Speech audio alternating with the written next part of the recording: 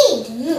എന്നാലോ രാജാവിന്റെ കണ്ണുകൾ തെളിഞ്ഞതും തിളക്കമുള്ളതുമായിരുന്നു. രാജകീയമായ തീച്ചയും കൊടിയും സമാധാനപരമായ ഉറക്കവുമായിരുന്നു നമ്മുടെ രാജാവിന്. എങ്കിലും സദാസമയവും താൻ ഒരു രോഗിയാണെന്ന് രാജാവ് പറഞ്ഞുകൊണ്ടേയിരുന്നു. രാജാവിനുണ്ടോ വൈദ്യന്മാർക്ക് പഞ്ഞം? രാജ്യത്തിന്റെ നാനാഭാഗത്തു നിന്നും വൈദ്യന്മാർ രാജകൊട്ടാരത്തിലേക്ക് എത്തി. പക്ഷെ ആർക്കും തന്നെ രാജാവിന്റെ രോഗം എന്താണെന്ന് പിടിയിട്ടില്ല. കോപിഷ്ഠനായ രാജാവ് വൈദ്യന്മാരുടെ എല്ലാം തലയറുത്തു. അവസാനം അന്യദേശത്തു നിന്നും പ്രഗത്ഭരായ 2 വൈദ്യന്മാർ അവിടെ എത്തി. അതിലൊരാൾ പാവവും മറ്റേയാൾ സൂത്രശാലിയുമായിരുന്നു. രാജാവ് തന്റെ കട്ടിൽ ചാടിക്കിടന്നു. അവർ 2 പേരും രാജാവിനെ വിശദമായി പരിശോധിച്ചു.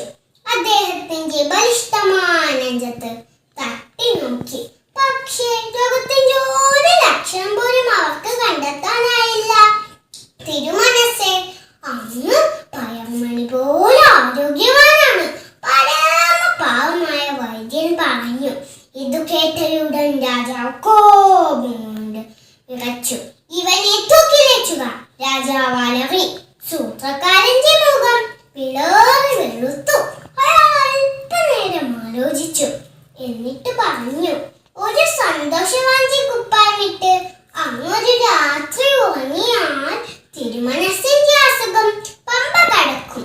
സൂത്രക്കാരനായ വൈദ്യൻ രാജാവിനെ ഉണർത്തിച്ചു. രാജാവിന് സന്തോഷമായി. രാജഭടന്മാർ രാജ്യത്തിന്റെ നാനാഭാഗങ്ങളിലേക്കും സന്തോഷവാനിയെ തേടി തലവിലങ്ങൂടി. പക്ഷേ ഒരു സന്തോഷവാനിയും അവർക്ക് കണ്ടെത്താനായില്ല. അവസാനം അവർ ഒരു ഗ്രാമ കവാടത്തിലെത്തി. അതോ ഒരു യാചകൻ അവിടെ ചൂളമടിച്ചിരിക്കുന്നു.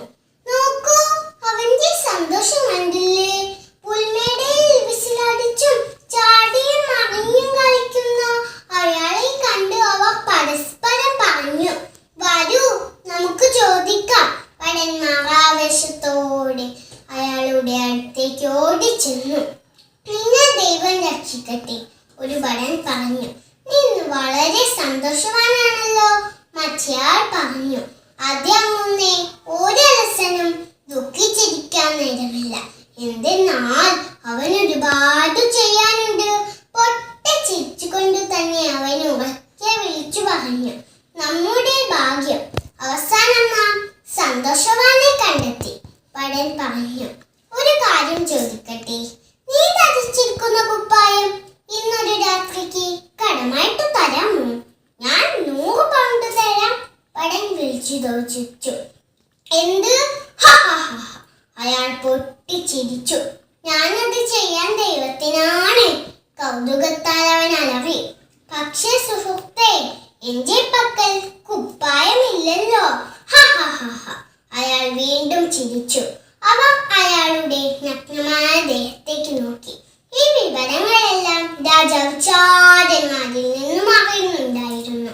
മനുഷ്യ ദുഃഖത്തിന്റെ സന്താപ ചിത്രം അദ്ദേഹത്തിന്റെ കൺതടങ്ങളിൽ നിഴലിച്ചു. തന്റെ നിർഗുണമായ ജീവിതത്തെ കുറിച്ചോർത്ത് അദ്ദേഹത്തിന് ലജ്ജ തോന്നി. ഈ സംഭവം രാജാവിന്റെ അകക്കണ്ണു തുറപ്പിച്ചു. രാജാവ് പുറത്തിറങ്ങി കഠിന പരിശ്രമം ചെയ്ത് തന്റെ രാജ്യത്തെ അഭിവൃദ്ധിയിലേക്ക് നയിച്ചു. ജനങ്ങൾ സന്തുഷ്ടരായി. രാജാവ് ആരോഗ്യവാനും സന്തോഷവാനുമായി. കൂട്ടുകാരെ, നമ്മുടെ പ്രവൃത്തി നമുക്ക് ചുറ്റുമുള്ളവരിലേക്കും പ്രകാശം പരത്തിയാൽ മാത്രമേ നമ്മുടെ ജീവിതം സാർത്ഥകമാവുകയുള്ളൂ. നന്ദി, നമസ്കാരം.